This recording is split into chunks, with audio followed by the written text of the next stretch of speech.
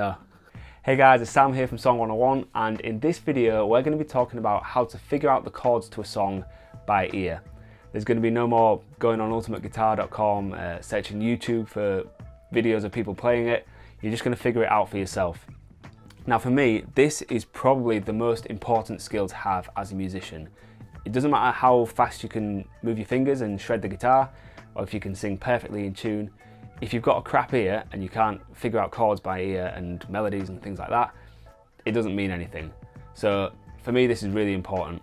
I use it every day when I'm writing, producing, playing in the band, and obviously learning new songs. So if you want to do the same, give me a thumbs up, hit the like button, let's do this. Okay, so the first thing we need to be able to do before we can figure out the chords to a song is just to figure out one note. Find that one note on our instrument. So what we're going to do here to begin with is we're going to need our voice, your phone or some sort of recording device so you can record your voice, and your instrument, a guitar, a keyboard, anything that can make a note. You don't need to be Pavarotti. If you're not a singer, don't worry. We're just going to try and hold one note and then find it on the instrument. You can do this in your bedroom where it's nice and quiet. No pressure. You don't need to be able to sing. Okay, so what I'm going to do is just sing the first note that comes to my head and record it on my voice recorder. So here we go. La. There we go, I've got that recorded. And as you can see, I wasn't trying to be clever about it. It's just one note that's consistent. It's not got any vibrato on it. It's not wobbling up and down. It's the same note consistently. Okay, I've got that recorded. I can play that back and it's not going to change. That's why we've recorded it, so that you don't change it yourself. It's not going to change. Okay, so now we're going to pick up our instrument and try and find that note. So I'll play it back. It sounded like this. Yep, this one. La. La. Okay, and because I'm a guy, I'm going to start on the A string, because that's sort of where a guy's range will begin. Maybe you can get lower, but we're going to go up the A string and try and find that note. One more time, it was La. Okay, here we go. Okay, there. Hopefully you can hear how that sits in tune. If I play this note and then play the recording, yeah, that one just sounds naff. The one above it, yeah, it's clearly not that. The one in the middle sounds nice and in tune. It's kind of like tuning your guitar strings up. You can hear when they sit and they're both the same pitch. That's what we're going for. So do this as many times as you can until you're really confident with this. Go a bit higher and then move on to the higher strings until you can do it really quite quickly. Girls, I would start possibly on the D or the G string because you're going to have a higher register, generally speaking. Now you could do this with two instruments. You could do it with a keyboard and a guitar, but the problem is if you play both instruments and you know the notes, say you play a C on the keyboard, you're just going to go straight to a C on the guitar. So when you do it with your voice, it's very rare that you will know what note you're singing unless you have perfect pitch and you've got a very good ear. This tends to be a better way of doing it. What we're going to do next is do it the other way around. So you're going to play a note on your guitar or on your keyboard and then try and sing it. Again, just be careful of range. Don't pick something ridiculously high or ridiculously low. Pick something that you think you might be able to sing. So if I go here, la, la, I need to be able to do that really quickly on any note. So, la, la, la. Once you can do that, then we can move on to chords. Okay, the next step then is to pick a simple pop song. Now this can be anything you want, so long as it's a simple pop song. We're not talking about Frank Zappa or anything here. We're on about Ed Sheeran, Taylor Swift, Little Mix, One Direction. You don't have to like the song, but it wants to be simple. The reason being is that pop songs tend to use 3 or 4 chords and they remain diatonic, which means those chords are all in the same key. And this is really going to help us later on when we're trying to find the chords. Okay, so I've got my song on my phone. I recommend doing this on big speakers actually, because what we want to do is find the lowest note, and bigger speakers will have more bass, and you want to be listening to the lowest note in the song. I'll be fine on my phone though, I'm sure. I'm going to play the first like split second of this song and then just pause it and then try and find that note on my instrument and with my voice the same way we did earlier. So this is the song. It's Shape of You by Ed Sheeran. I've never played this before, heard it a million times but never played it. So here we go. Dum dum dum. That was the first note. Dum dum. If I can find that on my guitar. Dum dum dum. Okay, there it is. It's a C sharp note. Once I've got that, I'm gonna turn it into a major chord, play it and see if it sounds right with the song. Now, I already have an inclination as to what this is because I can hear this already, but when you're first starting out, just take that first note and turn it into a major chord.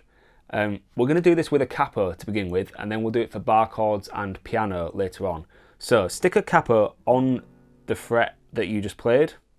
For me, it was the 9th fret on the E string, remember? It's got to be on the E string. Stick it on the 9th fret, and then I'll play an E major. Okay. Now if I play that with the song, to me, I already know it's not going to sound right. Let's give it a go though. Dum, dum, dum, dum, dum. No, it just sounds too happy. Let's try a minor. So I'm going to play E minor this time. Sounds much better. So we're in the key of E minor. Well, it's C sharp minor, but we've got a cap on, so I'm thinking E minor. Now, if you're struggling to tell whether it's major or minor, then just pick a different song. Find a song where you can tell, yep, it's definitely major, it's definitely minor. We're only practicing here, so it doesn't matter. Okay, so the first chord is E minor. Now I could do the same process for every single chord, so I'll play a bit more of the song and then find the root note and then make it major or minor, and it's going to be a long process doing it for every chord.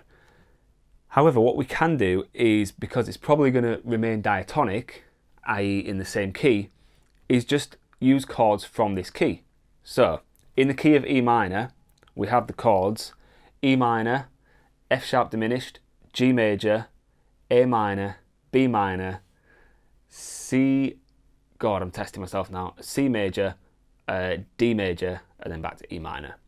Now, I'm not going to go into the theory behind why those chords are in that key. We're just going to accept that it is for now. But what this helps us do is, now that we know when the chord changes, we can just pick one from this key because it's probably going to be one of them chords. So listen to the song again, and when you hear the chord change, let's have a go at this. So the dum dum dum dum. It's that change there which I'm after. So at this stage, I'm just going to pick another chord from the key and hope that it's the right one. If it's not, I'll pick another one. So, okay, it's not that one. It's not that one. Okay, it is that one. So, A minor next. And then we'll just go on to the next chord, do exactly the same thing. Dum, dum, dum, dum, dum, dum.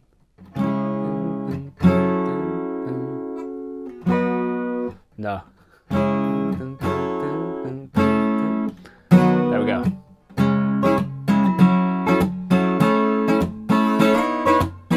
Okay, yep, them chords were all in the same key, in the key of E minor.